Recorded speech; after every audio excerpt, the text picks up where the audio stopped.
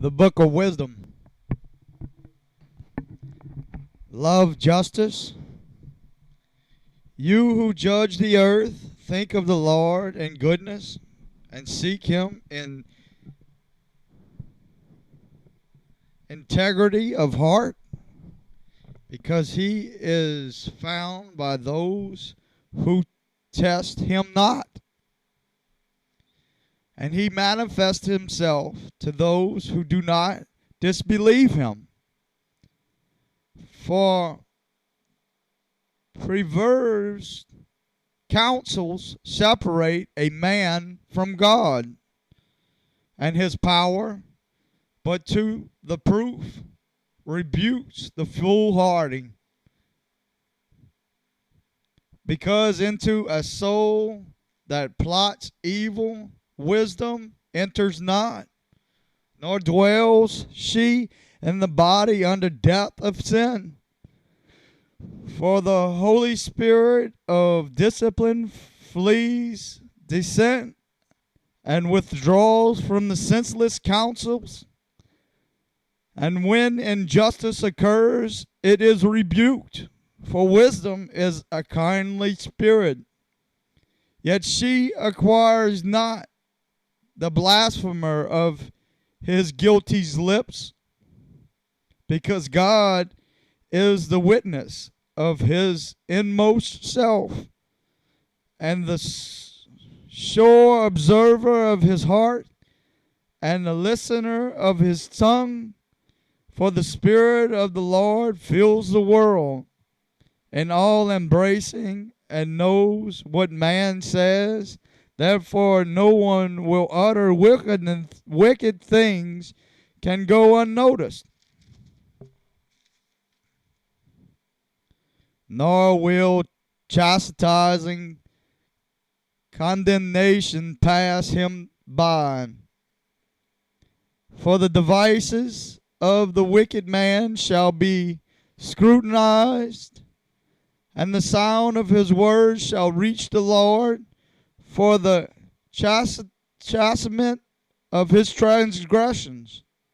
Because a jealous ear hearkens to everything, and discordant grumbling are no secret.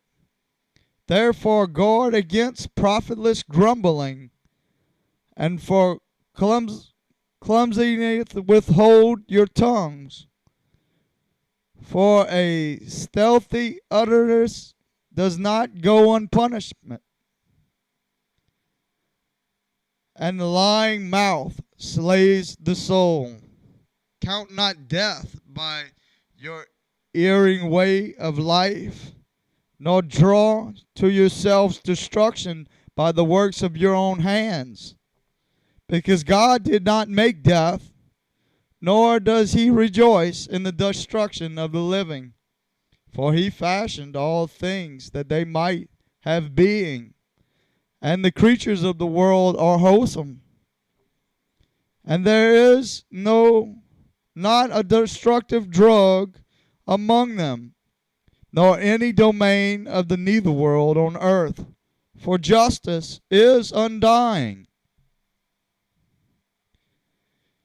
It was the wicked who, with hands and words, invited death, concerned it a friend, and penned for it, and made a covenant with it, because they deserved to be in its possession. They who said among themselves, thinking not aright, brief and troublous is our lifetime, neither is there any remedy for man's dying, nor is anyone known to have come back from the nether world. For haphazard were we born, and hereafter we shall be as though we had not been, because the breath in our nostrils is a smoke, and reason is a spark at the beating of our hearts.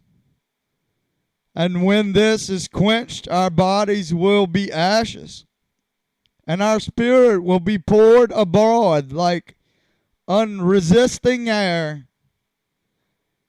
Even our name will be forgotten in time, and no one will recall our deeds. For our life will pass away like the traces of a cloud, and will be dispersed like the mist, pursued by the sun's rays and overpowered by its heat. For our lifetime is passing of a shadow, and our dying cannot be deferred, because it is fixed with a steel seal, and no one returns. Come, therefore, let us rejoice the good things that are real, and use the freshness of creation avidly. Let us have our fill of costly wine and perfumes, and let no springtime blossom pass us by. Let us crown ourselves with rosebuds ere they wither. Let no metal be free from our wantingsomeness. Wherever let us leave tokens of our rejoicing. For this our portion is, and this our lot. Let us oppress the needy just man. Let us neither spare the widow, nor revere the old man for his hair grown white with time, but let our strength be our norm of society, for weakness proves itself useless. Let us beset the just one, because he is obnoxious to us. He sets himself against our doings, reproaches us for transgressions of the law, and charges us with violations of our transgressions. He professes to have knowledge of God and styles himself a child of the Lord. To us he is censure of our thoughts, merely to see him in the hardship for us, because his life is not like other men's, and different are his ways. He judges us debased. He holds aloft from our paths as from things impure. He calls blessed the destiny of the just, and boasts that God is his Father. Let us see whether his words be true. Let us find out what will happen to him. For if the just one be the Son of God, he will defend himself and deliver him from the hand of his foes. With revealment and torture let us put him to the test, that we may have proof of his gentleness and try his patience. Let us condemn him to a shameful death, for according to his own words, God will take care of him. These were their thoughts, but they erred, for their wickedness blinded them, and they knew not the hidden counsels of God, neither did they count on the recompense of holiness, nor discern the innocent soul's reward. For God formed man to be imperishable. The image of his own nature he made him, but by the envy of the devil death entered the world, and they who are in his possession experience it. But the souls of the just are in the hand of God, and no torment shall touch them. They seemed in the view of the foolishness to be dead, and their passing away was thought as an affliction.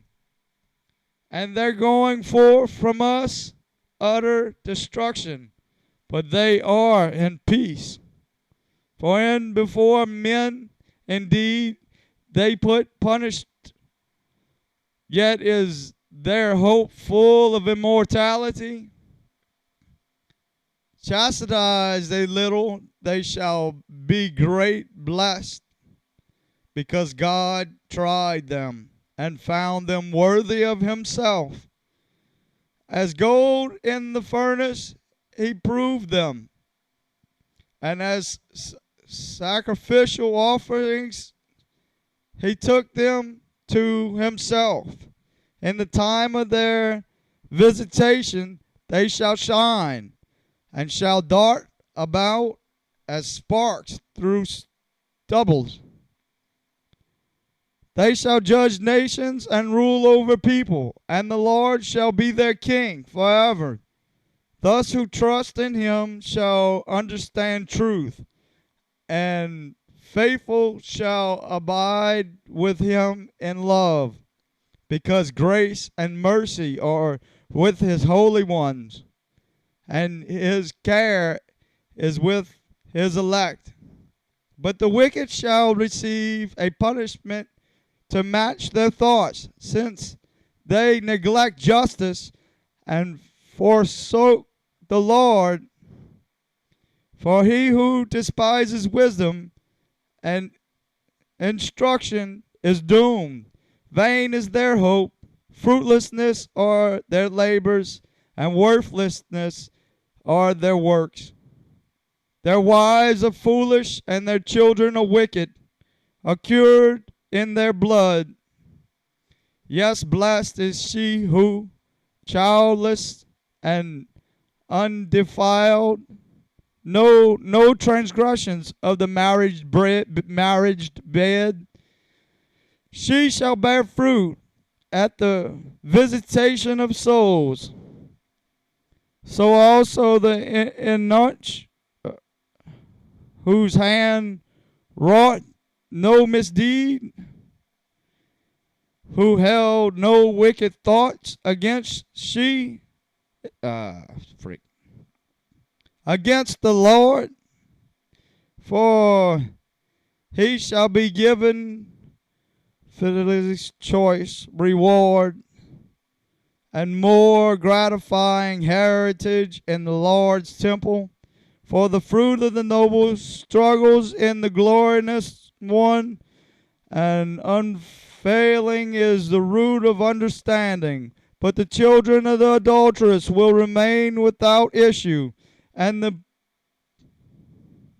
progeny for an unlawful bed will disappear. For should they attain long life, they will be held in no esteem, and dishonored will their old age be at last. While should they die abruptly, they have no hope, nor comfort in the day of scrutiny, for dire is the end of the wicked generation.